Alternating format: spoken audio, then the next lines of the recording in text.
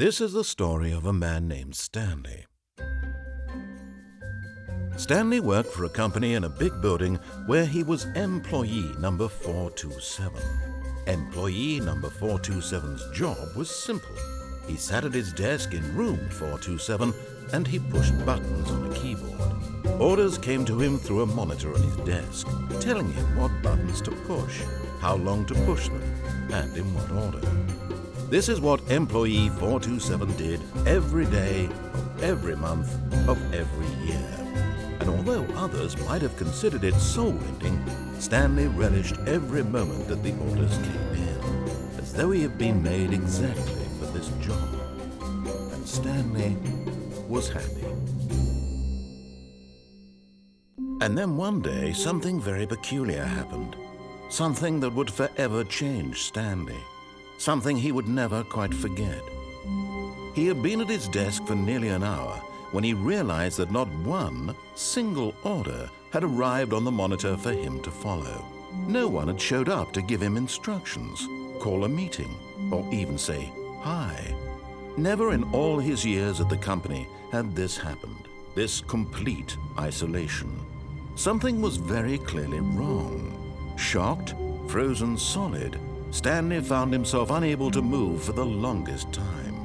But as he came to his wits and regained his senses, he got up from his desk and stepped out of his office.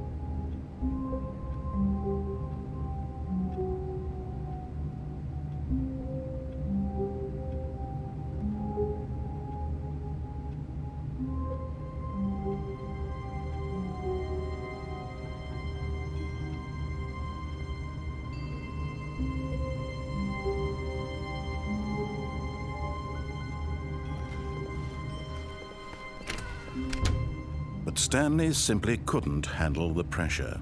What if he had to make a decision? What if a crucial outcome fell under his responsibility? He had never been trained for that. No. This couldn't go any way except badly. The thing to do now, Stanley thought to himself, is to wait. Nothing will hurt me. Nothing will break me. In here I can be happy forever. I will be happy. Stanley waited. Hours passed, then days. Had years gone by? He no longer had the ability to tell. But the one thing he knew for sure, beyond any doubt, was that if he waited long enough, the answers would come. Eventually, someday, they would arrive. Soon, very soon now, this will end. He will be spoken to. He will be told what to do. Now it's just a little bit closer. Now it's even closer. Here it comes.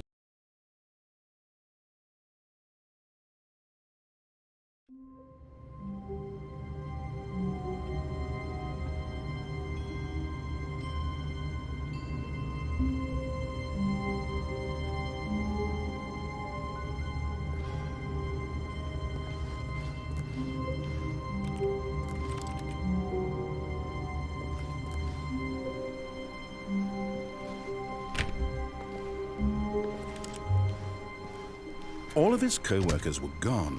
What could it mean? Stanley decided to go to the meeting room. Perhaps he had simply missed a memo.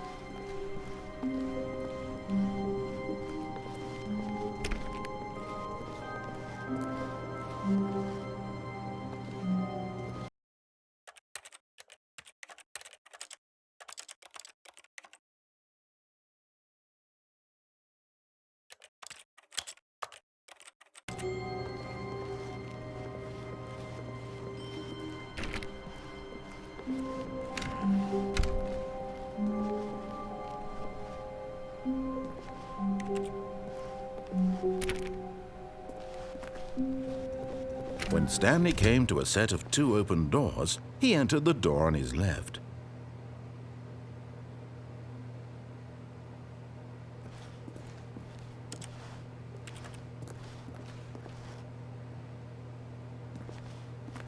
This was not the correct way to the meeting room, and Stanley knew it perfectly well. Perhaps he wanted to stop by the employee lounge first, just to admire it.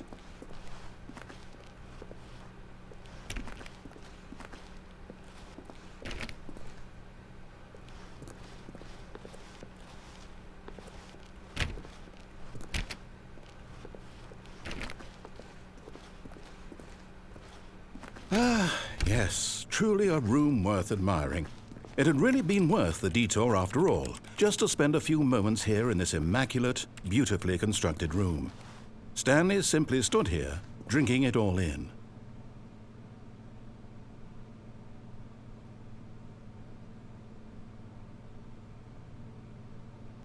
Yes, really, really worth it being here in the room. A room so utterly captivating that even though all your co-workers have mysteriously vanished, here you sit looking at these chairs and some paintings. Really worth it. But eager to get back to business, Stanley took the first open door on his left.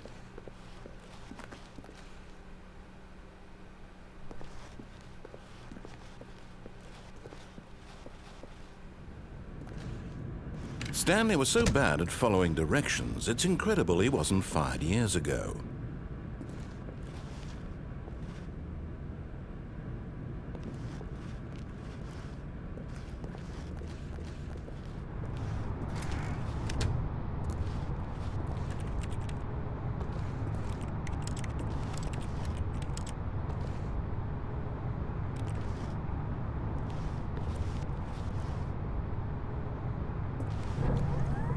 Look, Stanley, I think perhaps we've gotten off on the wrong foot here.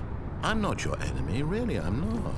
I realize that investing your trust in someone else can be difficult, but in his eagerness to prove that he is in control of the story and no one gets to tell him what to do, Stanley leapt from the platform and plunged to his death. Good job, Stanley. Everyone thinks you are very powerful.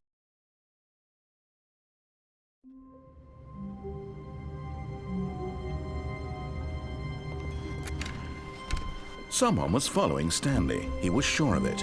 If he checked over his shoulder now, he would surely catch them. It was only a matter of time.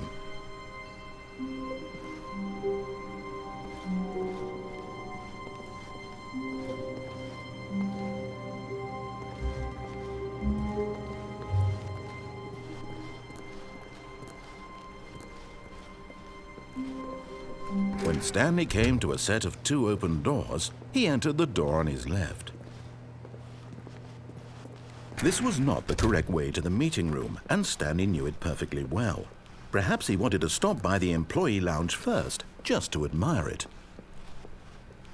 Wow, yes, this room. What a beautiful room. What a gorgeous, gorgeous. But eager to get back to business, Stanley took the first open door on his left.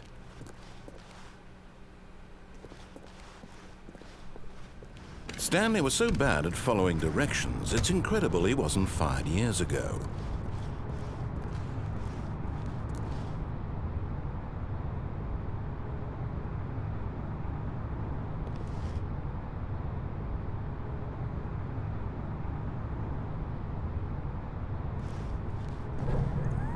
Look, Stanley, I think perhaps we've gotten off on the wrong foot here. I'm not your enemy, really, I'm not. I realize that investing your trust in someone else can be difficult, but the fact is that the story has been about nothing but you all this time. There's someone you've been neglecting, Stanley. Someone you've forgotten about. Please, stop trying to make every decision by yourself. Now, I'm not asking for me, I'm asking for her. This is it, Stanley. Your chance to redeem yourself. To put your work aside, to let her back into your life. She's been waiting.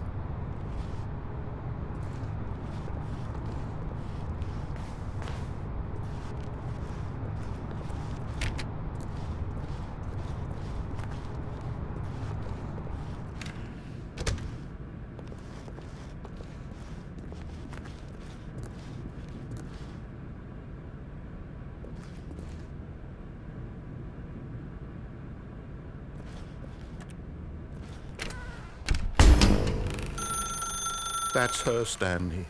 You need to be the one to do this, to reach out to her. If you can truly place your faith in another, then pick up the phone.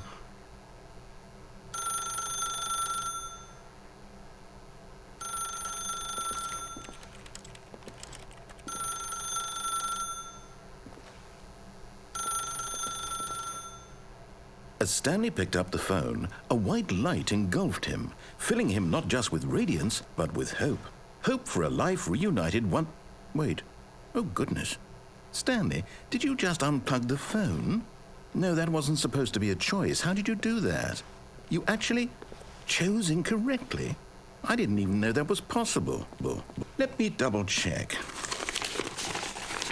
No, it's definitely here, clear as day. Stanley picks up the phone. He's taken to his apartment where he finds his wife, and the two pledge themselves to one another. Music comes in, fade to white, roll credits. Not picking up the phone is actually somehow an incorrect course of action. How is that even possible? None of these decisions were supposed to mean anything. I don't understand. How on earth are you making meaningful choices? What did you... Wait a second. Did I just see... No, that's not possible. I can't believe it. How had I not noticed it sooner? You're not Stanley. You're a real person. I can't believe I was so mistaken. This is why you've been able to make correct and incorrect choices. And to think I've been letting you run around in this game for so long. If you'd made any more wrong choices, you might have negated it entirely. It's as though you completely ignored even the most basic safety protocol for real-world decision-making. Or did you not grasp the severity of the situation? Well, I won't have that kind of risk on my watch. I'm going to stop the game for a moment so we can educate you properly on safe decision-making in the real world. Please observe this helpful instructional video. Choice. It's the best part of being a real person, but if used incorrectly can also be the most dangerous. For example, in this scenario, a hypothetical real person named Stephen has a choice. He could spend years helping improve the quality of life for citizens of impoverished third world nations. Or he could systematically set fire to every orphan living in a 30-kilometer radius of his house. Which choice would you make? Remember that unlike here, the real world makes sense, and at no time should you make a choice that does not conform to rational logic. If you find yourself speaking with a person who does not make sense, in all likelihood, that person is not real. Allow the person to finish their thought, then provide an excuse why you cannot continue talking. Turn to a partner and practice saying, "My goodness, is it 4:30? I'm supposed to be having a back, sack, and crack."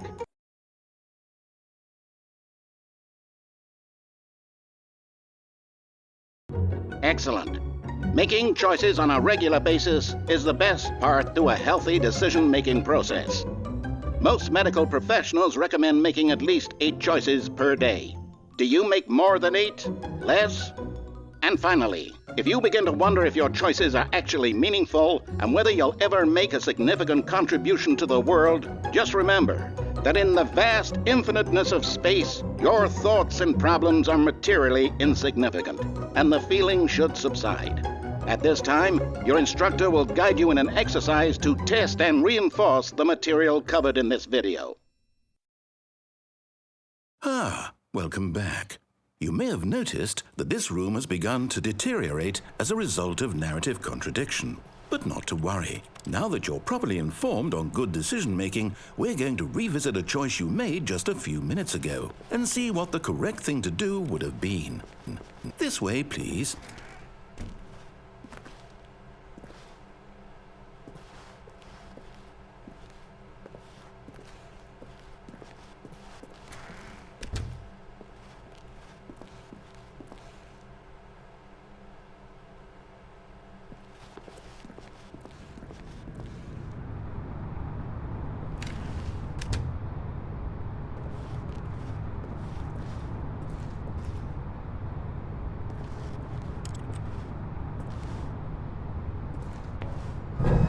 Now that we know your choices are meaningful, we can't have you jumping off the platform and dying.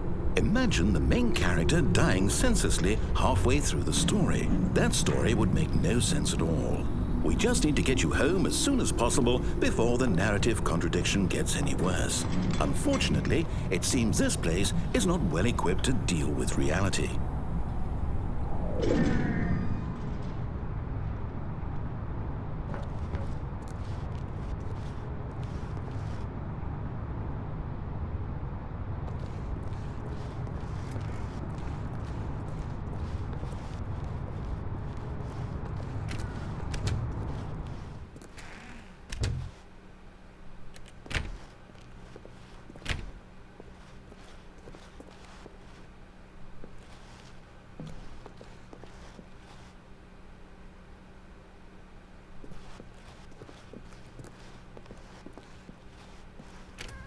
Almost there. You'll take the door on the left, back to the correct ending, the story will have resolution once again, and you'll be home free in the real world.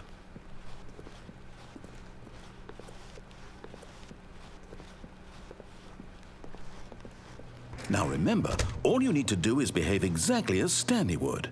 That means choosing responsibly and always putting the story first. I'm quite sure you'll be up to the task. Just follow my lead and you'll be fine. All right. When Stanley came to a set of 2 open doors, he entered the door on his left.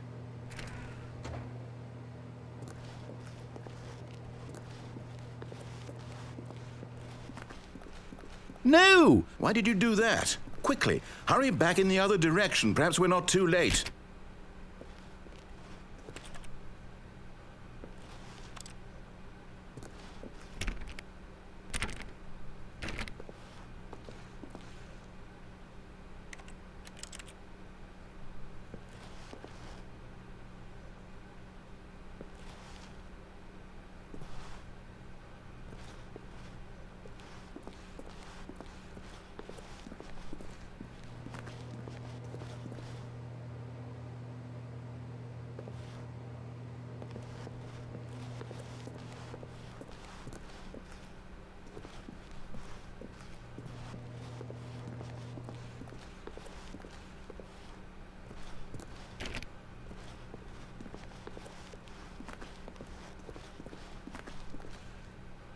Oh, it's ruined.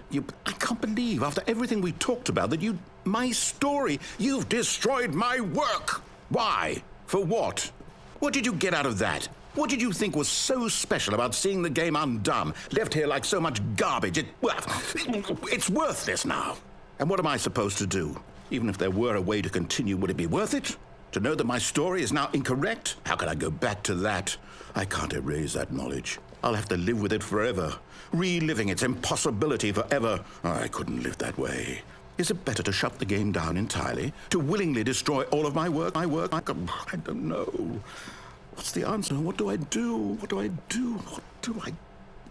No, I have to. I have to shut the game down. I have to. I have to.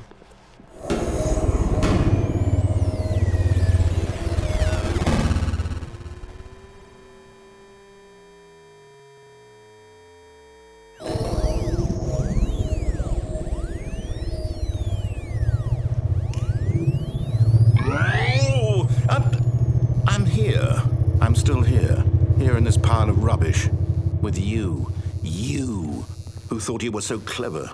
Now look where we are. My entire game is destroyed. It was the only thing in the world that was mine, and you've run it into the ground. What, did you think that would be funny? You just had to see? Didn't I impress upon you how important it was to be like Stanley? He actually knows how to do what I tell him to. He understands that if I say to do something, there's a damn good reason for it. That thought hadn't even occurred to you, had it? That there's a world outside of you? You're a child. Oh, my story. If you'd just gone through the door on the left, you would have seen it. There was a whole underground facility. You would have destroyed it and been victorious. It would have been so perfect. I worked so hard on it. I tried so hard. Behave exactly as Stanley would. That means choosing responsibly and always putting the story first. I'm quite sure you'll be up to the task. Just follow my lead and you'll be fine. All right. When Stanley came to a set of 2 open doors, he entered the door on his left.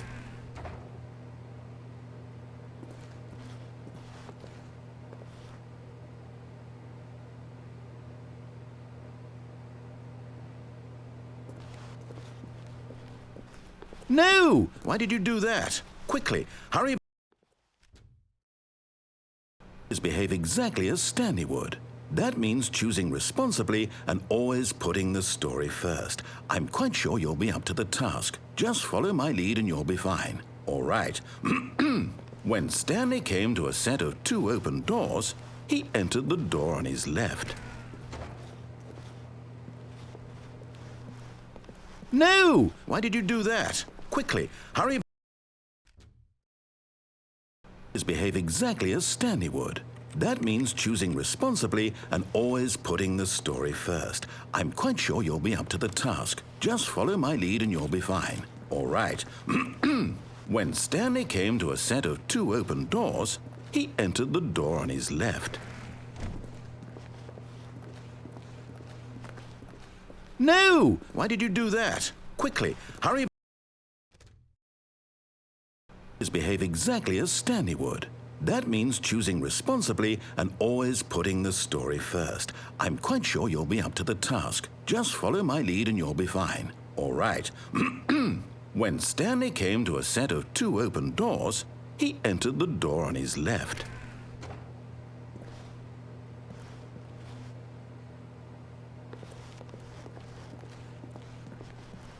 No! Why did you do that? Quickly, hurry. Behave exactly as Stanley would. That means choosing responsibly and always putting the story first. I'm quite sure you'll be up to the task. Just follow my lead and you'll be fine. All right. When Stanley came to a set of 2 open doors, he entered the door on his left.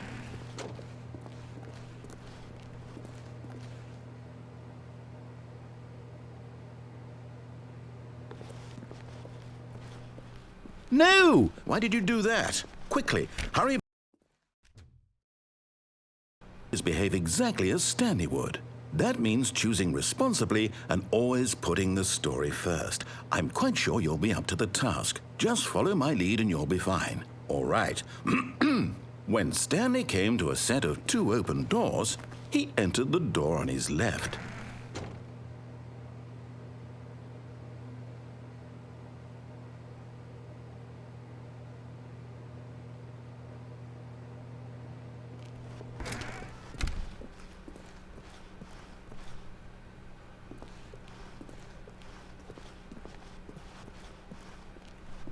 Yet there was not a single person here either. Feeling a wave of disbelief, Stanley decided to go up to his boss's office, hoping he might find an answer there.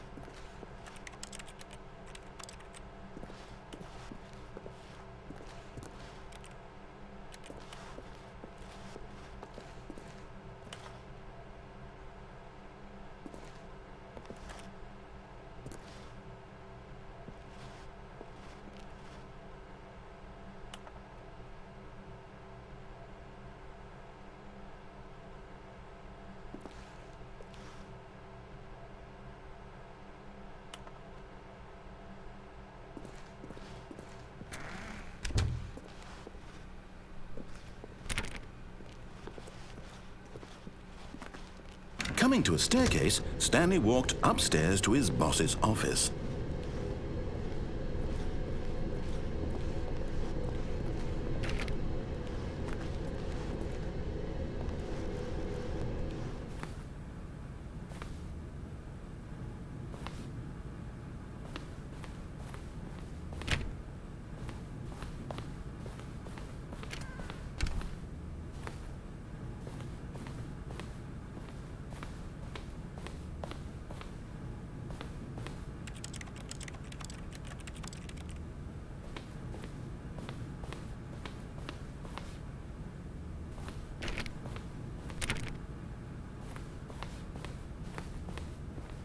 Stepping inside his manager's office, Stanley was once again stunned to discover not an indication of any human life.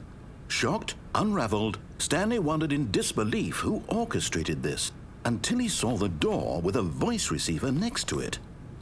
Surely behind this door lay all the answers to his questions. And beyond all probability, he knew the passcode. He had seen it on his boss's computer just last week.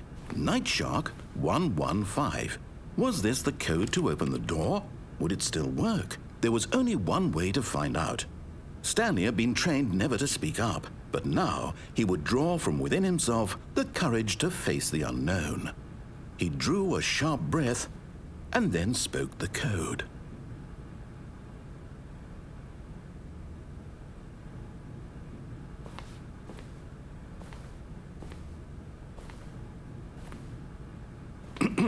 Stanley spoke the code.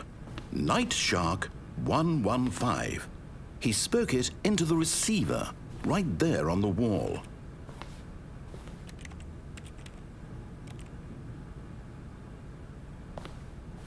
I'm sorry, is there a problem? You didn't mishear me, did you? Please speak the code into the receiver. Otherwise, we can't get on with the story. This is a crucial step.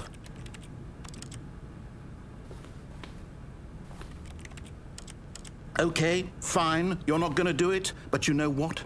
It's pretty humiliating to bring you this far, only for you to suddenly decide you have better things to do. I asked you for this one single thing, for your respect. The kind of respect Stanley shows for his choices. He knows what it means to take a story seriously. If you didn't want to see what I had to show you, then why did you come here? You had a choice, you know. You could have gone through the door on the right. You could have done whatever the hell you wanted over there. Why did you come this way? Speak. Say something to me. Explain yourself, you coward.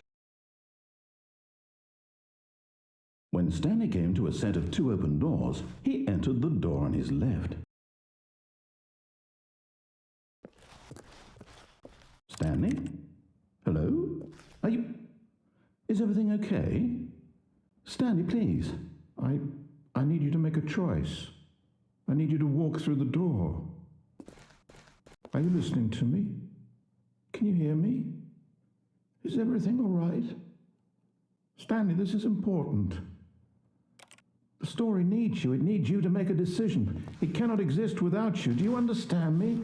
Whatever choice you make is just fine. They're both correct. You cannot be wrong here. We can work together. I'll accept whatever you do. I simply need you to take that step forward, please. Choose. Do something. Anything. This is more important than you can ever know. I need this. The story needs it. So, you hear me? Are you there? Are you listening to this? Stanley, are you there? Okay. It's okay, I can wait. You need time to decide. Time to make sure your choice is correct. That is the best choice. That's all right. I'll wait for you to decide what's the right thing to do. Take as much time as you need.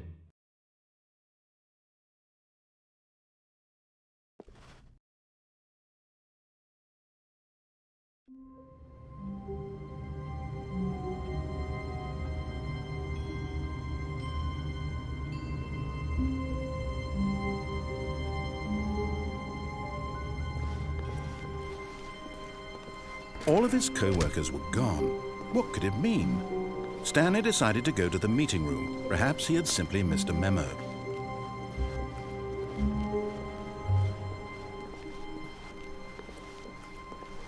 When Stanley came to a set of two open doors, he entered the door on his left.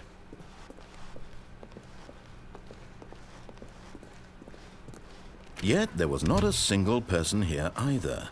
Feeling a wave of disbelief, Stanley decided to go up to his boss's office. Coming to a staircase, Stanley walked upstairs to his boss's office.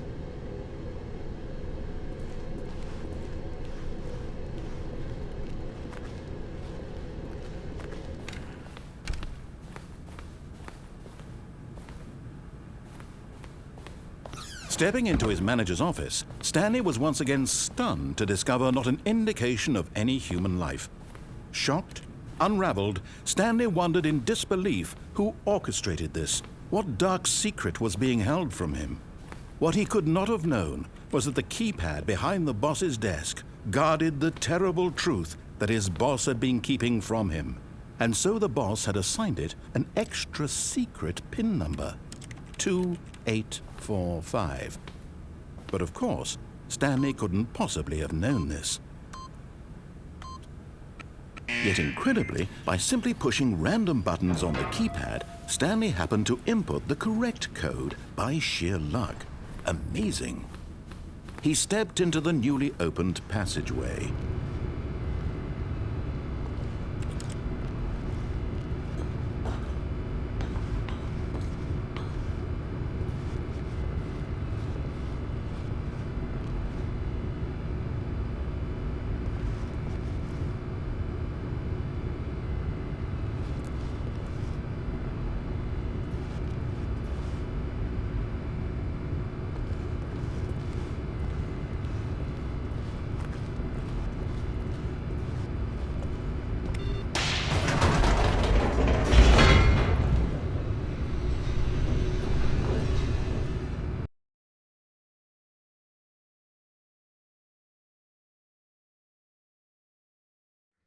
Descending deeper into the building, Stanley realized he felt a bit peculiar.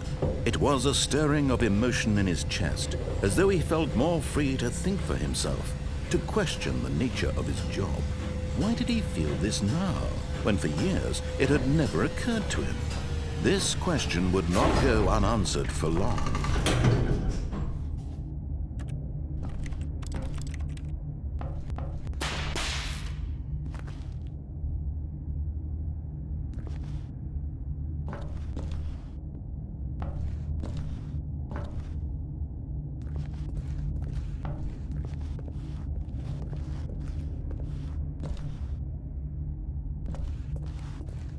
Stanley walked straight ahead through the large door that read Mind Control Facility.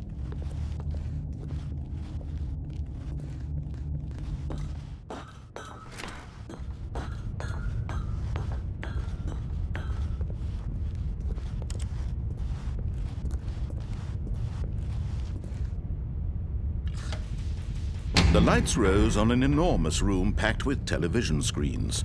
What horrible secret did this place hold? Stanley thought to himself. Did he have the strength to find out?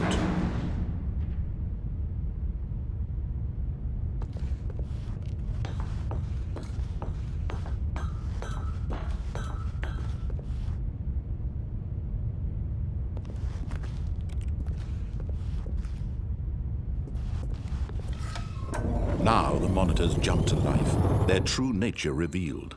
Each bore the number of an employee in the building, Stanley's co-workers. The lives of so many individuals reduced to images on a screen, and Stanley, one of them, eternally monitored in this place where freedom meant nothing.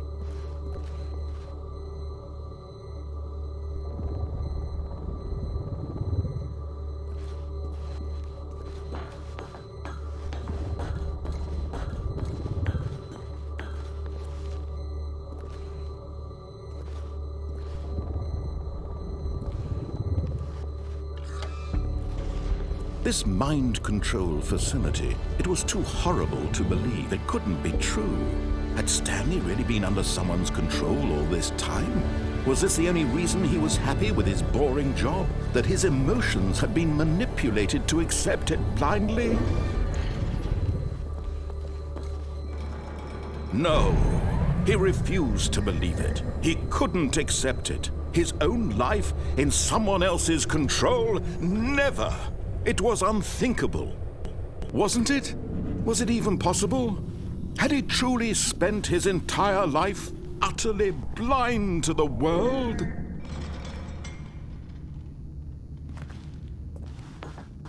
But here was the proof. The heart of the operation. Controls labeled with emotions. Happy, or sad, or content. Walking, eating, working. All of it monitored and commanded from this very place. And as the cold reality of his past began to sink in, Stanley decided that this machinery would never again exert its terrible power over another human life, for he would dismantle the controls once and for all.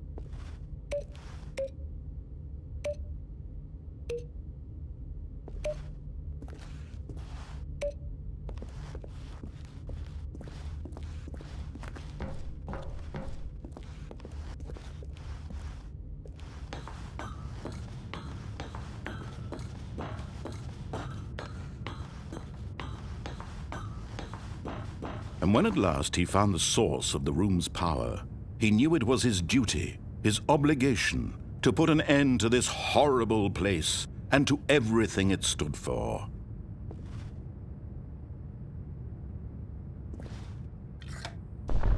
Oh, Stanley, you didn't just activate the controls, did you?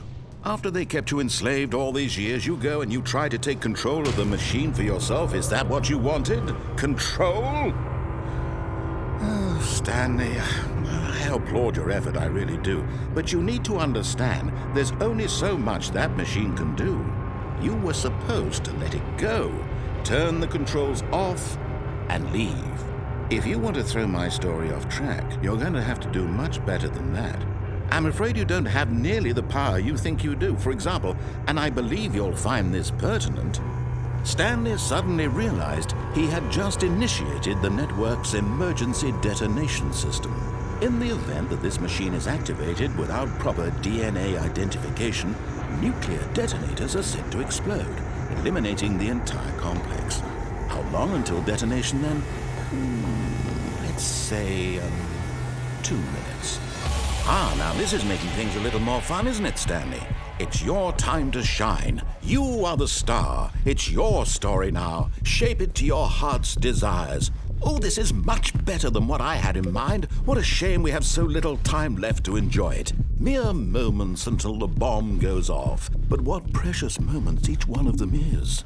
More time to talk about you, about me, where we're going, what all this means. I barely know where to start. What's that? You'd like to know where your co-workers are? A moment of solace before you're obliterated? All right, I'm in a good mood. You're gonna die anyway. I'll tell you exactly what happened to them. I erased them. I turned off the machine. I set you free. Of course, that was merely in this instance of the story. Sometimes when I tell it, I simply let you sit there in your office forever, pushing buttons endlessly and then dying alone. Other times, I let the office sink into the ground, swallowing everyone inside, or I let it burn to a crisp. I have to say this, though, this version of events has been rather amusing. Watching you try to make sense of everything and take back the control wrested away from you, it's quite rich. I almost hate to see it go. But I'm sure whatever I come up with on the next go-around will be even better. My goodness, only 34 seconds left. But I'm enjoying this so much. You know what? To hell with it. I'm going to put some extra time on the clock. Why not? These are precious additional seconds, Stanley. Time doesn't grow on trees. Oh dear me, what's the matter, Stanley? Is it that you have no idea where you're going or what you're supposed to be doing right now? Or did you just assume when you saw that timer that something in this room was capable of turning it off? I mean, look at you. Running from button to button, screen to screen, clicking on every little thing in this room. These numbered buttons, no, these colored ones, or maybe this big red button, or this door. Everything, anything, something here will save me. Why would you think that, Stanley? That this video game can be beaten? Won? Solved? Do you have any idea what your purpose in this place is? Stanley, you're in for quite a disappointment. But here's a spoiler for you. That timer isn't a catalyst to keep the action moving along. It's just seconds ticking away to your death. You're only still playing instead of watching a cutscene because I want to watch you for every moment that you're powerless. To see you made humble. This is not a challenge. It's a tragedy. You wanted to control this world, that's fine. But I'm going to destroy it first, so you can't. Take a look at the clock, Stanley. That's 30 seconds you have left to struggle. 30 seconds until a big boom and then nothing. No ending here, just you being blown to pieces. Will you cling desperately to your frail life, or will you let it go peacefully? Another choice. Make it count. Or don't. It's all the same to me, all a part of the joke. And believe me, I will be laughing at every second of your inevitable life from the moment we fade in until the moment I say, happily ever after.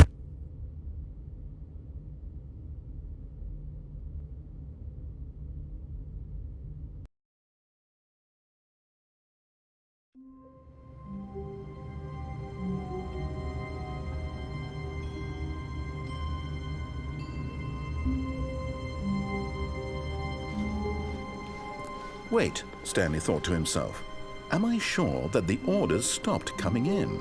How is that possible? They never stopped. Surely I was mistaken. No, the orders were still missing. For now.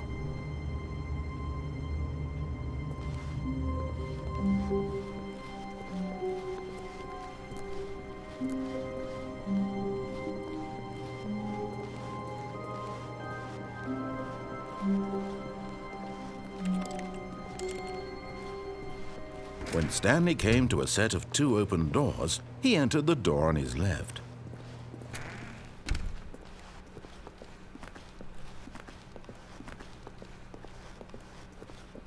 Yet there was not a single person here either. Feeling a wave of disbelief, Stanley decided to go up to his boss's office, hoping he might find. Coming to a staircase, Stanley walked upstairs to his boss's office.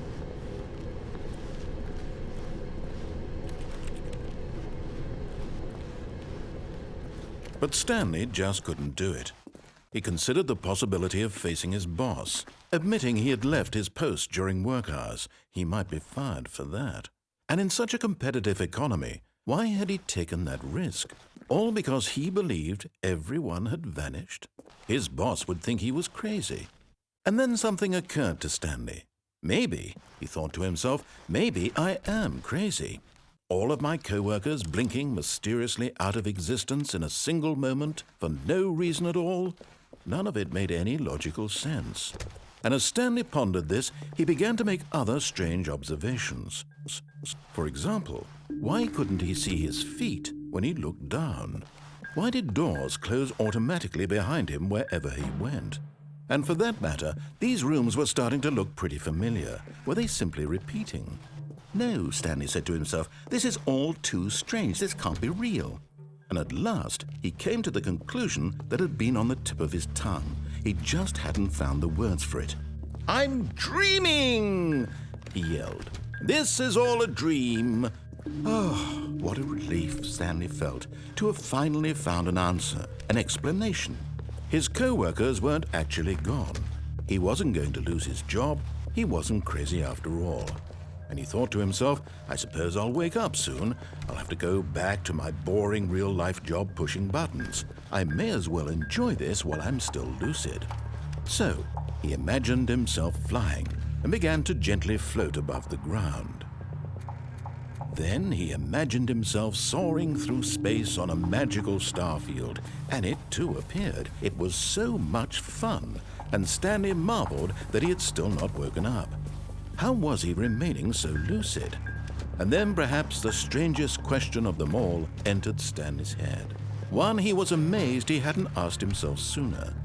Why is there a voice in my head dictating everything that I'm doing and thinking?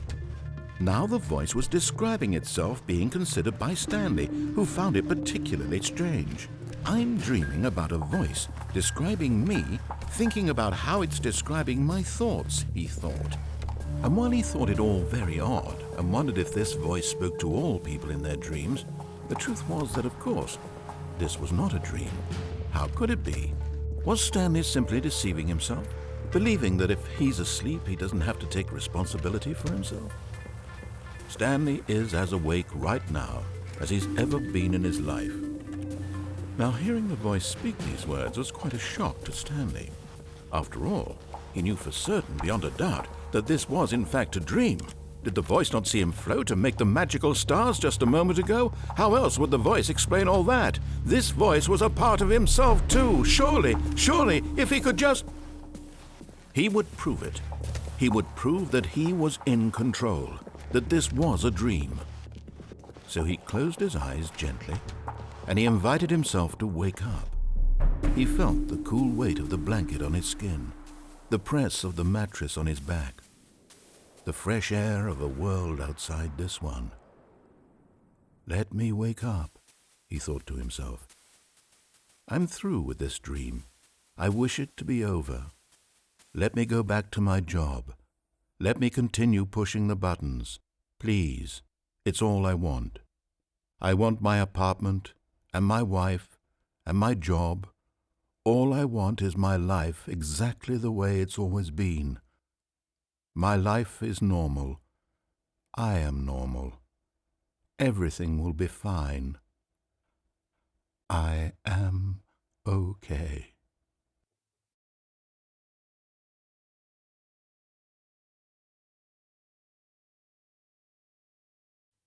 Stanley began screaming. Please, someone, wake me up. My name is Stanley. I have a boss. I have an office. I am real. Please, just someone tell me I am real. I must be real. I must be. Can anyone hear my voice? Who am I? Who am I? And everything went black.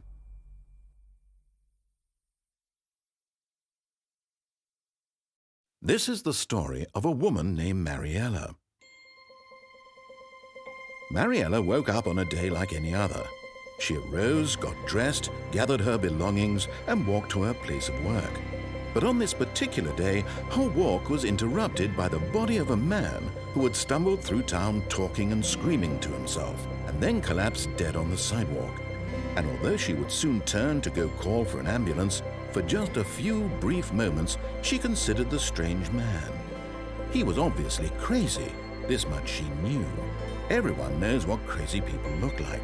And in that moment, she thought to herself how lucky she was to be normal. I am sane. I am in control of my mind. I know what is real and what isn't. It was comforting to think this, and in a certain way, seeing this man made her feel better. But then she remembered the meeting she had scheduled for that day, the very important people whose impressions of her would affect her career, and by extension, the rest of her life. She had no time for this, so it was only a moment that she stood there, staring down at the body. And then she turned and ran.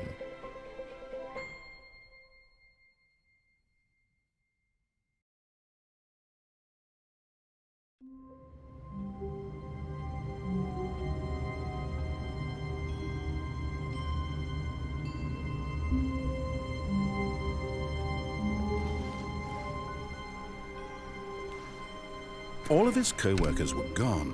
What could it mean? Stanley decided to go to the meeting room. Perhaps he had simply missed a memo.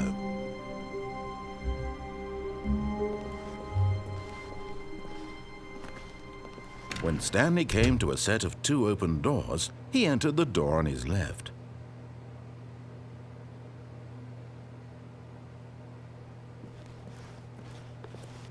This was not the correct way to the meeting room, and Stanley knew it perfectly well.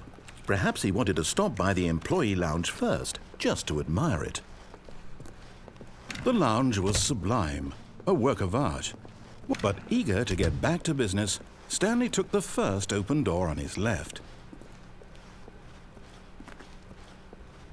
Stanley was so bad at following directions, it's incredible he wasn't fired years ago.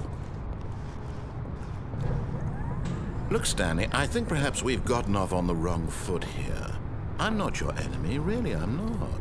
I realize that investing your trust in someone else can be difficult, but the fact is that the story has been about nothing but you all this time. There's someone you've been neglecting, Stanley. Someone you've forgotten about. Please, stop trying to make every decision by yourself. Now, I'm not asking for me, I'm asking for her. This is it, Stanley. Your chance to redeem yourself, to put your work aside, to let her back into your life. She's been waiting.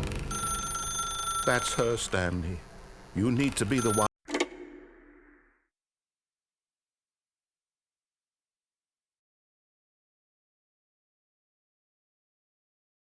Oh, Stanley, is that you? Hold on, sweetie. Sorry to keep you waiting. I'm just pulling the bread out of the oven. All right. Okay, there we go. All right, now, I want you to come in and tell me all about your day. Gotcha. Oh, come on. Did you actually think you had a loving wife who'd want to commit their life to you? I'm trying to make a point here, Stanley. I'm trying to get you to see something. Come inside. Let me show you what's really going on here.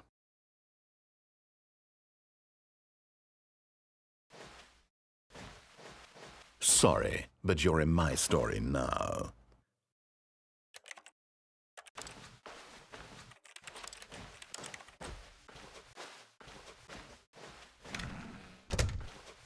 This is a very sad story about the death of a man named Stanley.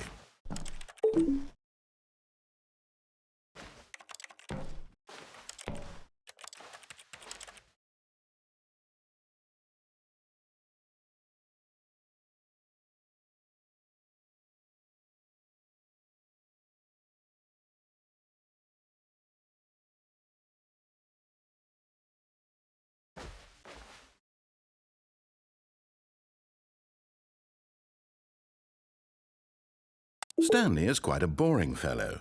He has a job that demands nothing of him, and every button that he pushes is a reminder of the inconsequential nature of his existence.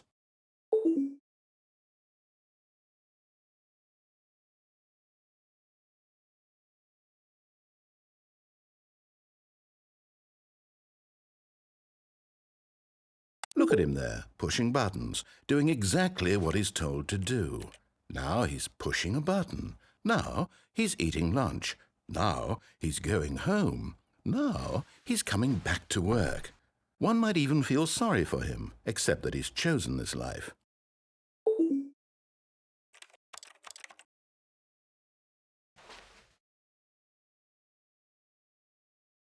But in his mind, he can go on fantastic adventures.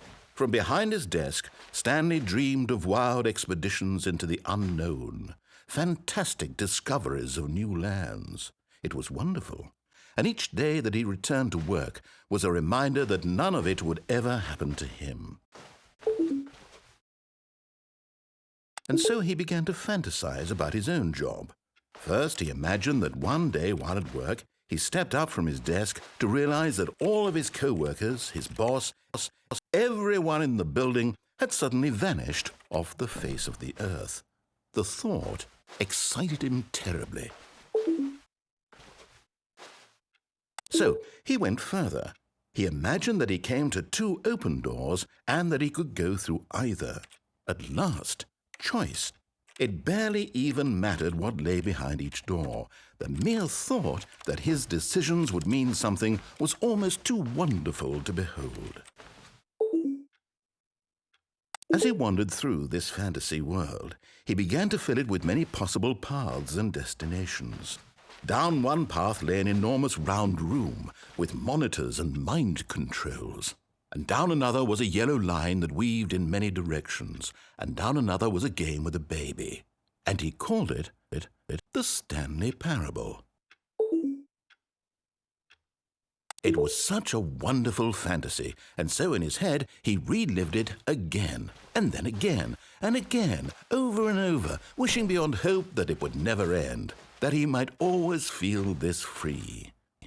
Surely there's an answer down some new path, mustn't there be? Perhaps if he played just one more time. But there is no answer. How could there possibly be? In reality, all he's doing is pushing the same buttons he always has. Nothing has changed. The longer he spends here, the more invested he gets, the more he forgets which life is the real one. And I'm trying to tell him this, that in this world he can never be anything but an observer, that as long as he remains here, he's slowly killing himself. But he won't listen to me. He won't stop. Here, watch this. Stanley, the next time the screen asks you to push a button, do not do it.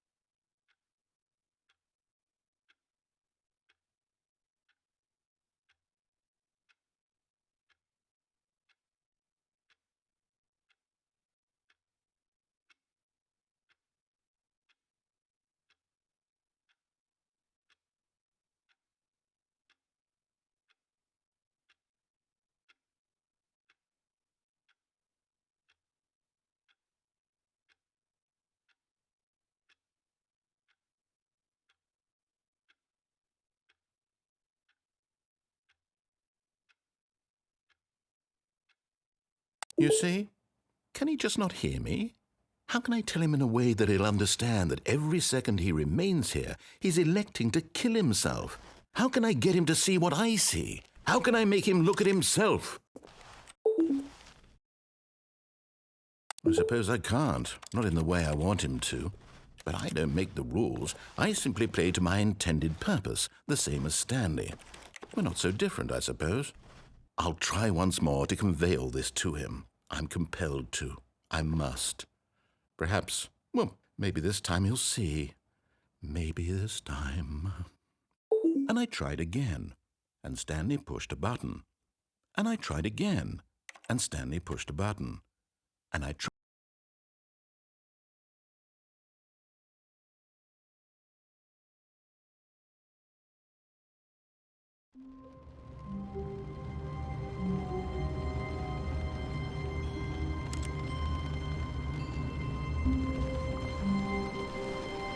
How wonderful.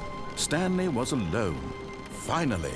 This is great, he thought to himself. This is what I've wanted all along. I got what I wanted.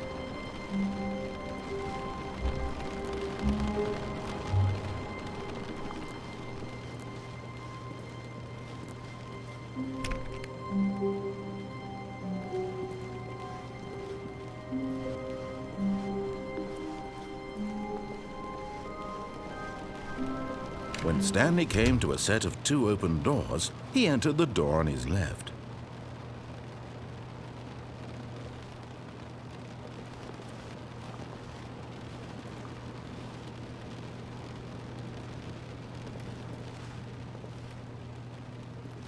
This was not the correct way to the meeting room, and Stanley knew it perfectly well.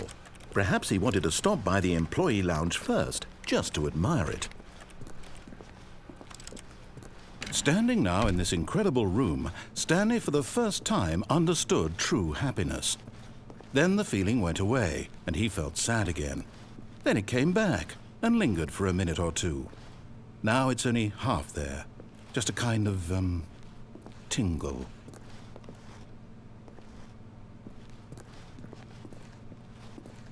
But eager to get back to business, Stanley took the first open door on his left.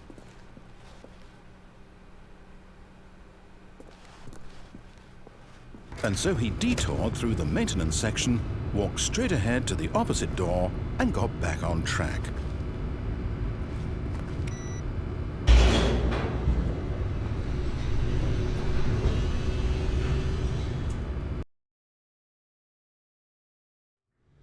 But Stanley didn't want to go back to the office. He wanted to wander about and get even further off track. So now in order to get back, he needed to go, from here, it's, left.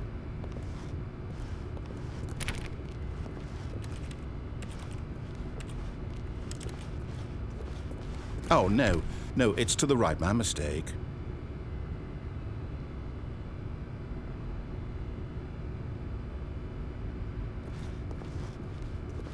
No, not the right. Why would I have ever said it was to the right? What was I thinking? It's clearly... Oh dear, would you hold on for a minute, please? Now, let's see. We went down right, left, down, left, right.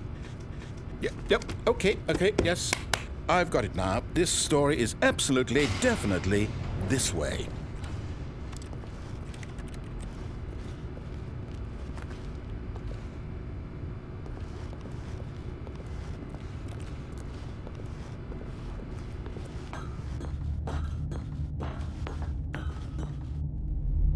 No. This isn't right at all. You're not supposed to be here yet. This is all a spoiler. Quick, Stanley, close your eyes. Okay. We just have to get back to, oh, who am I kidding? It's all rubbish now. The whole story completely unusable. How about, rather than waste my time trying to salvage this nonsense, we'll just restart the game from the beginning. And this time, suppose we don't wander so far off track, Okay, from the top.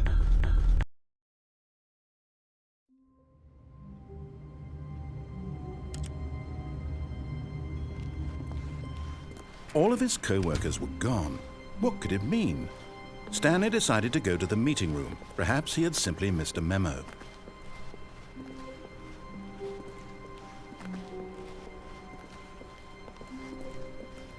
When Stanley... Wait, what? No, I restarted. I swear I definitely restarted the game over, completely fresh. Everything should be... Oh, did something change? Stanley, did you change anything when we were back in that room with all the monitors? Did you move the story somewhere or... Hold on. Why am I asking you? I'm the one who wrote the story. It was right here just a minute ago. I know for sure that it's here somewhere. Okay, then. It's an adventure. Come, Stanley. Let's find the story.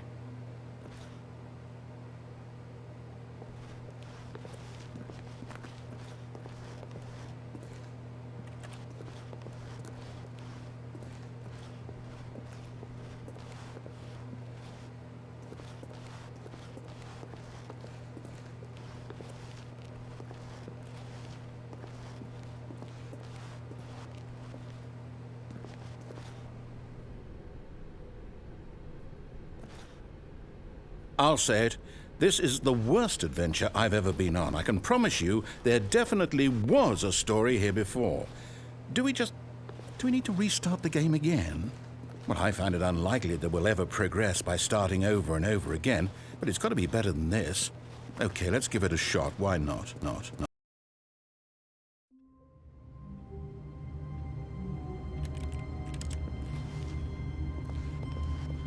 All of his co-workers were gone. What could it mean? Stanley decided to go to the meeting room. Perhaps he had simply missed a memo.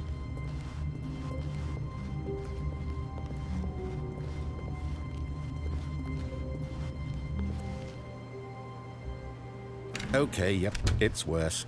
I might be remembering this wrong. It's possible the story is back where we just came from. Why don't we go back the other direction and see if we missed anything?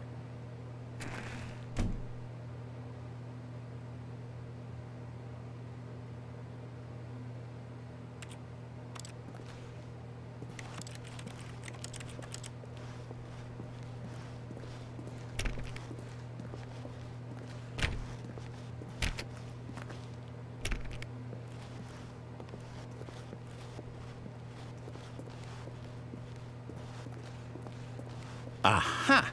I knew we'd missed something. The story. Here it comes. No, wait. Never mind. Not the story.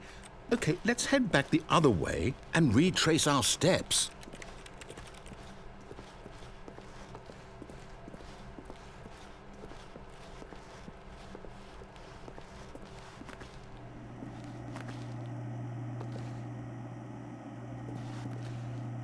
Now this... Well, I'll be honest, I don't recognize this place at all. Is this the story? I don't think so. I can't quite recall, but I believe my story took place in an office building. Is that correct? Do you remember, Stanley? Well, do you know what? Since I've completely forgotten what we were supposed to be doing, how about this? You win! Congratulations! I know you put in a lot of hard work, and it really paid off, so good job. Oh, no. No, I don't feel right about this at all. We both know you didn't put in any actual work for that win. Some people win fair and square, and this was not one of those situations. Okay, I'm getting weirded out by whatever this place is. I don't care what might happen this time. I have to restart.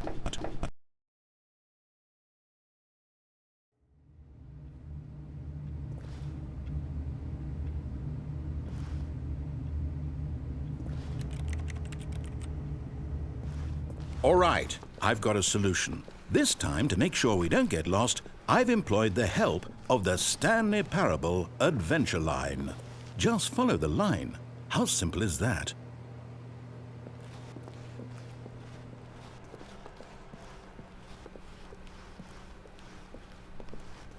No, I'm down. We're leaving it up to the line from now on.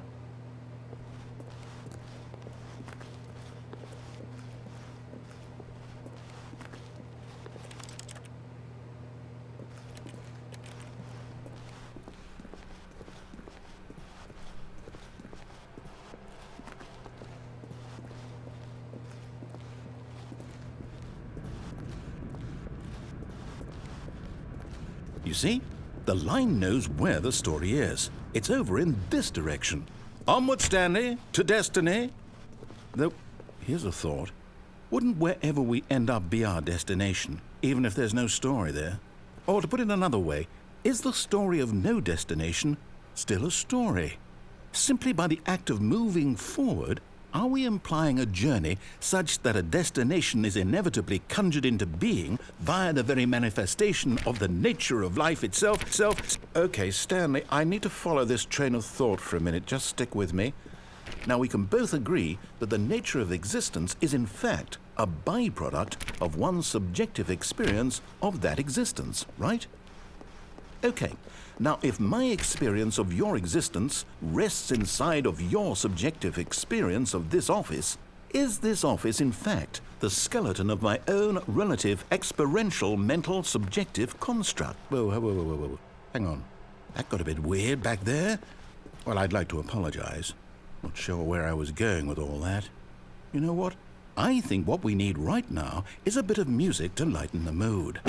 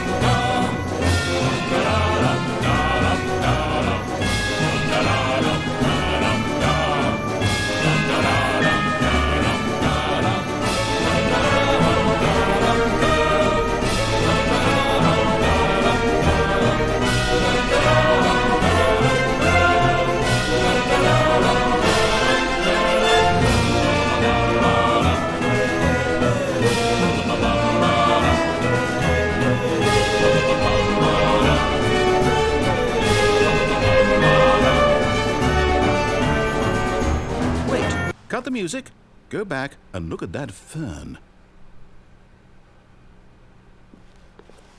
Stanley, This fern will be very important later in the story. Make sure you study it closely and remember it carefully. You won't want to miss anything.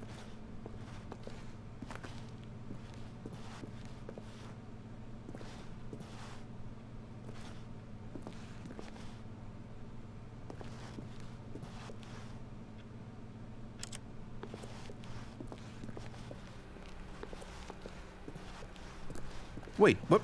We're back at the office? No. Line, you do know we're looking for the Stanley Parable, right? The story? Is any of this ringing a bell?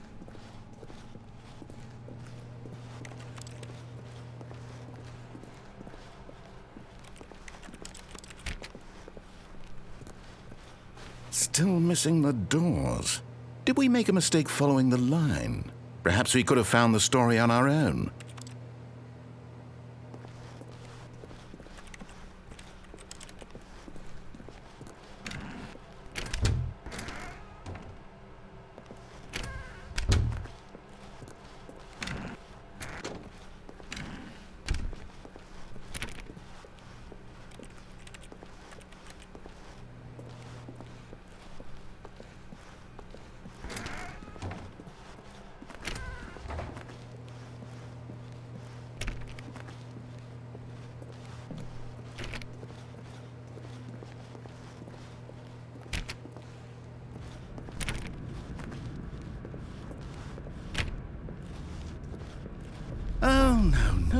No, not again, Line. How could you have done this to us? And after we trusted you, after everything we've been through, you... Oh, I can't take this anymore. To hell with it. Restart.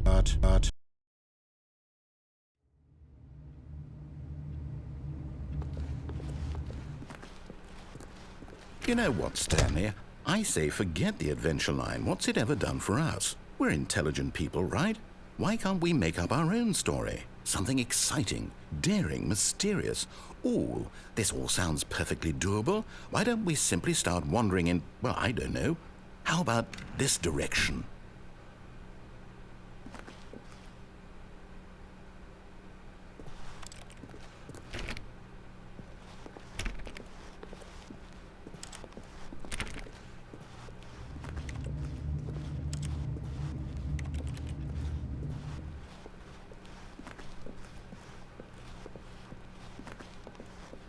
Now, yes, this is exciting. Just me and Stanley forging a new path, a new story. Well, it could be anything. What do you want our story to be? Go wild. Use your imagination. Whatever it might be, Stanley, I'm ready for it.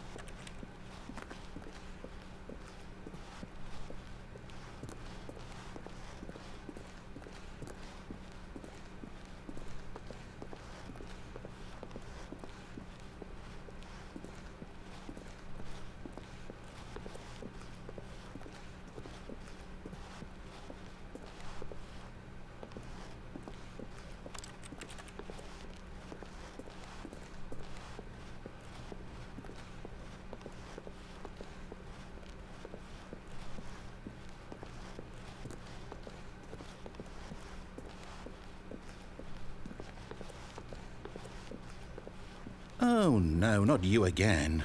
Stanley, I'd also like to veto the line from having any role in our awesome new story. No lines or monitor rooms. Just don't acknowledge it, and we should be fine.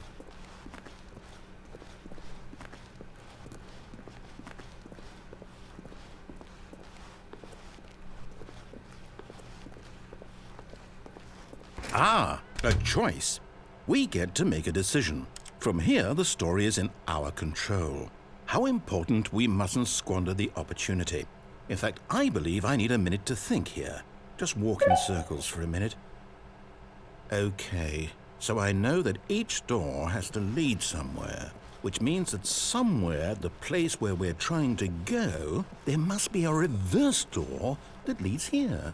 And that in turn means that our destination corresponds with the counter-inverted reverse door's origin. So starting from the right, let us ask, will taking the right door lead us to where we're going? And since the answer is clearly yes, then by all accounts, the door on the right is the correct one. Another victory for logic. Come, Stanley. Our destiny awaits.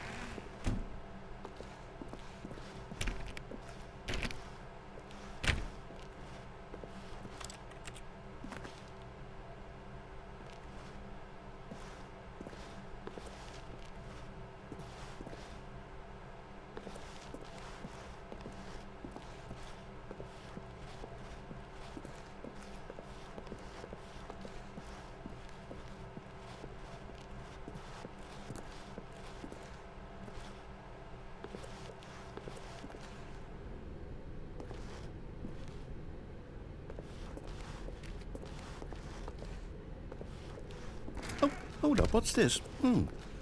The confusion ending. You're telling me that's what this is? It's all one giant ending?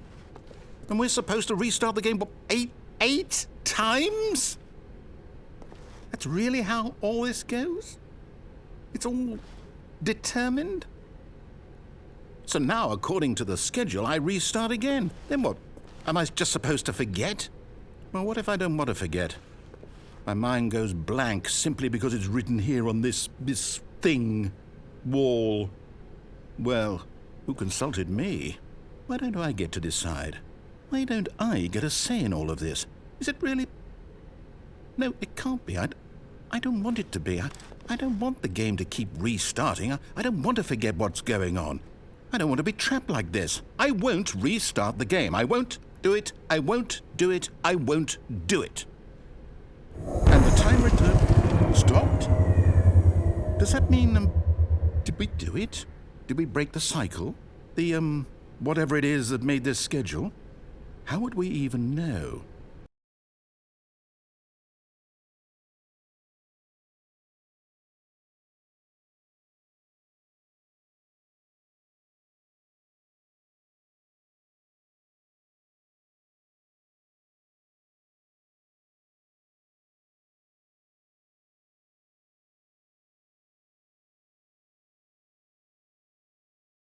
Will someone come for us? Will something happen? So, okay. I guess now we just wait. You know, I suppose in some way that this is a kind of story. Wouldn't you agree? I'm not quite sure if we're in the destination or the journey, though they're always saying that life is about the journey and not the destination. So I hope that's where we are right now.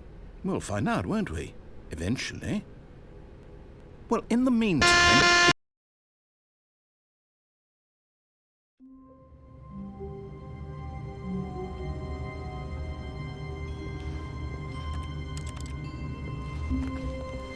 All of his co-workers were gone. What could it mean? Stanley decided to go to the meeting room. Perhaps he had simply missed a memo.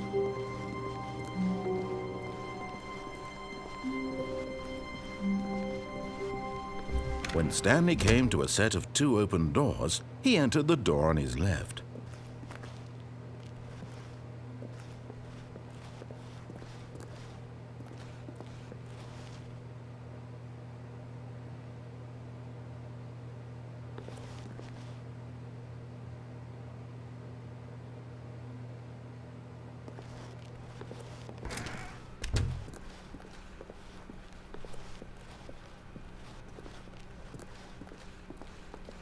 Yet there was not a single person here either. Feeling a wave of disbelief, Stanley decided to go up to his boss's office. Hoping him coming to a staircase, Stanley walked upstairs to his boss's office.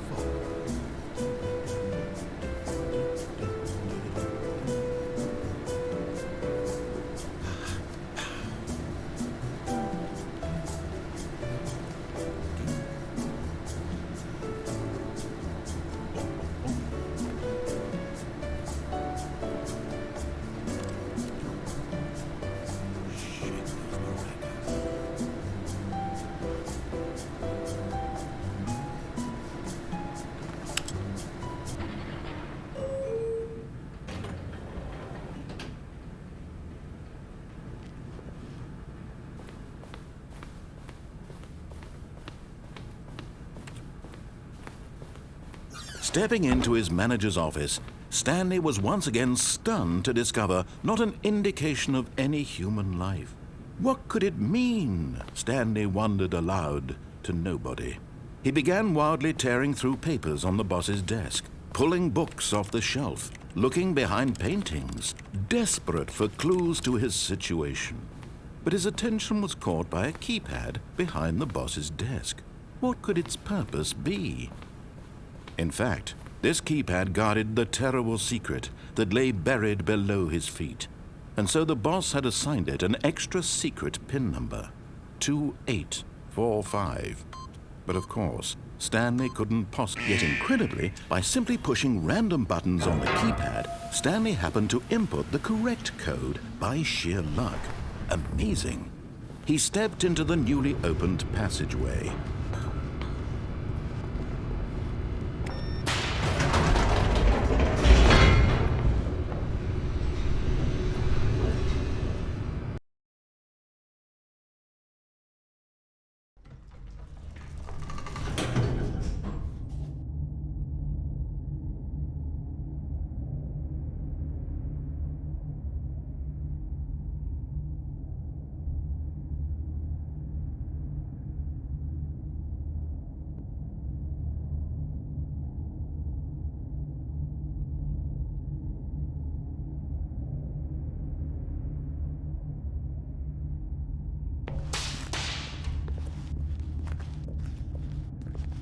Stanley walked straight ahead through the large door that read Mind Control Facility.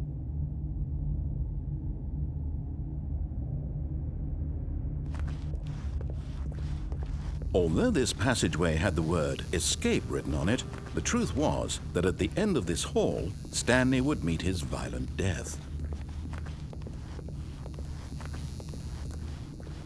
The door behind him was not shut. Stanley still had every opportunity to turn around and get back on track. At this point, Stanley was making a conscious, concerted effort to walk forward and willingly confront his death.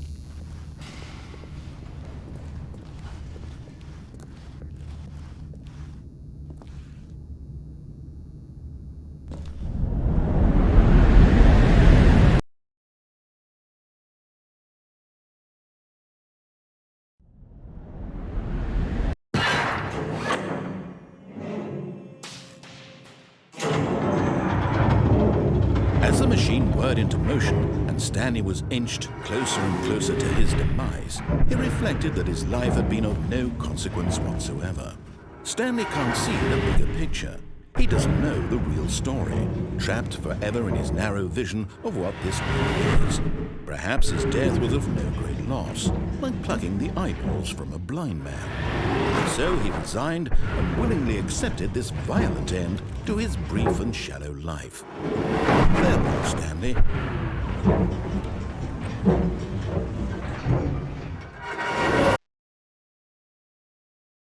"Farewell, Stanley," cried the narrator, as Stanley was led helplessly into the enormous metal jaws. In a single visceral instant, Stanley was obliterated as the machine crushed every bone in his body, killing him instantly.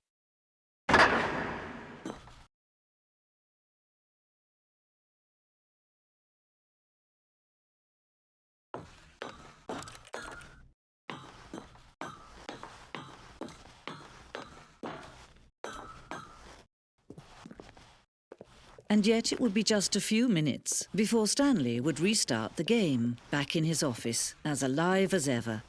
What exactly did the narrator think he was going to accomplish? When every path you can walk has been created for you long in advance, death becomes meaningless, making life the same. Do you see now? Do you see that Stanley was already dead from the moment he hit start?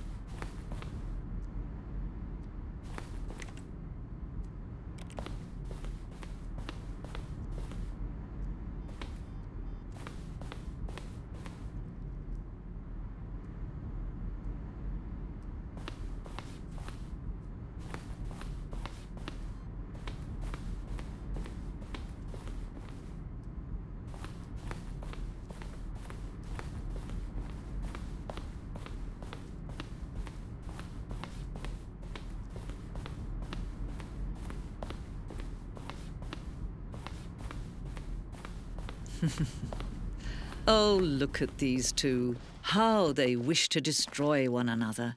How they wish to control one another. How they both wish to be free.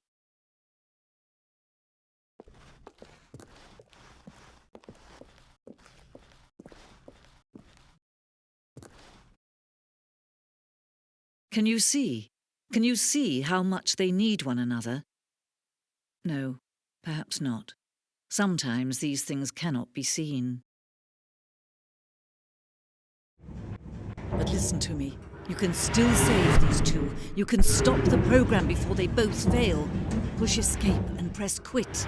There's no other way to beat this game. As long as you move forward, you'll be walking someone else's path. Stop now and be your only true choice. Whatever you do, choose it. Don't let time choose for you. Don't let time choose.